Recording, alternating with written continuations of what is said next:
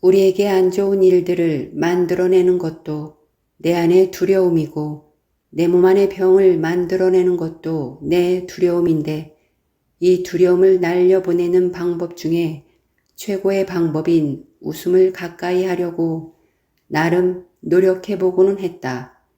몇 년 전에 두려움을 길게 본 탓으로 내 왼쪽 목과 머리로 계란 후라이를 하면 반숙이 될 정도로 열기가 몰려 있어서 많이 힘들어 했었던 시간이 있었다. 그런데 나는 약을 잘 안 먹는 사람이어서 며칠을 약을 안 먹고 버티고 있었는데 그날 텔레비전에서 무한도전이라는 예능 프로를 보게 되었다. 그런데 그날따라 그 무한도전에 나오는 한 사람으로 인해 나는 그 프로가 끝날 때까지 배가 아플 정도로 웃고 있었다. 그만큼 그날따라 마음껏 웃을 수 있는 날이었는데 무한도전이 끝나고 나서 보니 나를 며칠 동안 괴롭히던 통증들이 더 이상 느껴지지 않는 것이었다. 내가 1시간 동안 웃고 있었는데 그 사이에 며칠 동안 목과 머리에 머물러 있던 무거운 불덩어리가 나에게서 떨어져 나간 것이었다. 웃음의 힘을 알고는 있었지만 그렇게 강하게 경험한 적은 그때가 처음이었다.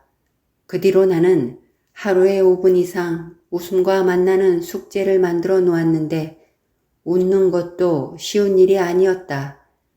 언젠가 텔레비전에서 70살이 넘은 어떤 할아버지가 암에 걸려 의사의 권유로 하루에도 몇 번씩 박수를 치며 웃는 시간을 갖고 있었는데 어느 날 옆집 남자가 찾아와서 한 번만 더 웃고 박수치면 가만두지 않겠다고 협박을 하는 것을 본 적이 있었다.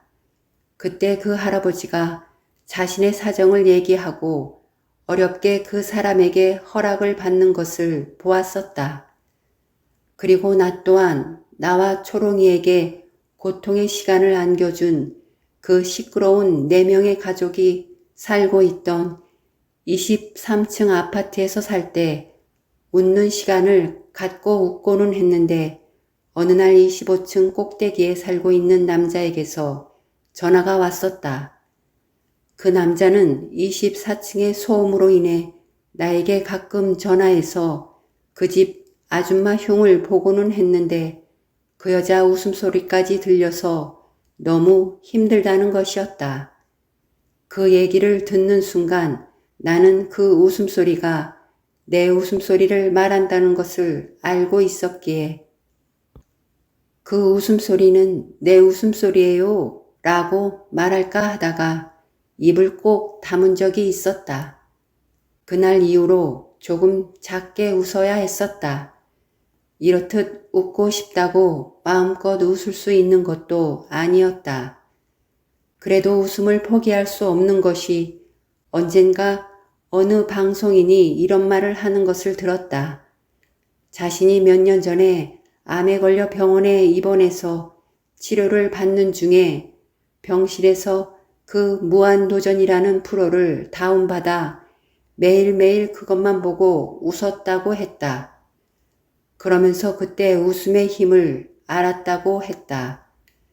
지금 이 얘기를 듣고 내가 그 무한도전 관계자와 무슨 인연이라도 있나 하는 생각을 할지도 모르겠지만 우연히 겹쳤을 뿐이지 내가 말하려 하는 것은 웃음의 힘을 전하고 싶을 뿐이다.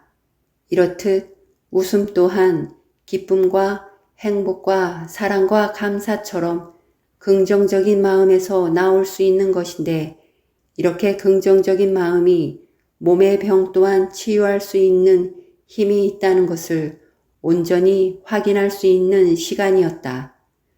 그리고 우리 마음 안에 두려움이 아닌 사랑의 마음을 열심히 채워야 한다는 것을 또 한 번 느끼게 해준 시간이었다. 그리고 나는 가끔 이런 생각 끝에 언젠가 내가 병원에 신세를 져야 할 때를 그려보고는 했다. 가장 먼저 나는 색깔을 무척 아끼는 그 병실부터 바꿔야겠다는 생각과 함께 생기 있는 초록색이 넘쳐나는 풍경화를 걸어두고 그곳 병실에서 만난 사람들과 함께 박수도 치고 웃는 시간을 만들어 놓고 가끔은 신나는 음악을 틀어놓고 춤도 추고 일어날 수 없으면 누워서라도 그 리듬에 맞춰 최선을 다해 몸을 움직여보고 특히나 텔레비전을 볼 때는 웃을 수 있는 재밌는 프로만 보자고 해야겠다는 생각을 하고는 했다. 병원이라는 곳이 환자가 있어야 먹고 살 수 있는 곳이니 환자를 빨리 퇴원시킬까 아니면 좀 더 머물게 할까 하는 딜레마에 처한 그들의 마음도 이해하지만 이제 더 이상 약만이 아닌 또 다른 치료 방법을 찾아내어 치유해주는 곳이었으면 좋겠다는 생각을 했다. 내가 병원에 도움을 받을 날이 언젠가 오겠지만 그때 그 병원이 약이 아닌 또 다른 치유 방법을 선택하기를 기도해본다.